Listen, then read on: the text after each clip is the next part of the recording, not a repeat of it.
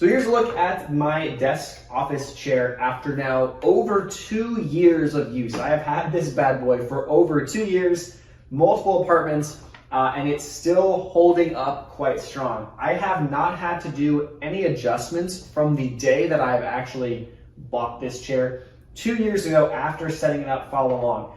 A couple of things that I do want to mention that I haven't really taken full advantage of. One of those things being this guy right back here. It's like your lower back support. So this, I didn't realize until more so recently, to be honest, 2 years later, that this actually can be adjusted. So if I turn this dial, it's going to pull this or push this to give me more or less support on the chair that I need. Also, you can pull it up and push it down to adjust to where you need to have it set on your back, depending upon your size and whatever. Same as this can actually rotate. This is like your back or neck rest.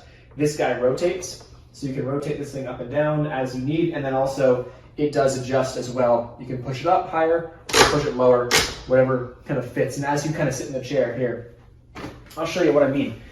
So as I sit in the chair and I want to adjust it, I'm like, okay, I'm sitting here, I'm like, okay, it's a little bit too high. Push it down a little bit. Okay, it's right in position. I can adjust, how it sits, and I'm good to go. Outside of that, rolling around fine. I did have to get a mat on the ground just because it's a new apartment. It's a carpet where I usually had it on a hardwood floor. That's good. You can adjust the size and the height of these armrests. So right now, it's a little bit off. I gotta adjust this one back down like a notch. So that's super cool, super easy to use and adjust. Little buttons on the side. One thing to note is that on the bottom, this allows you to lock or unlock the height adjustment.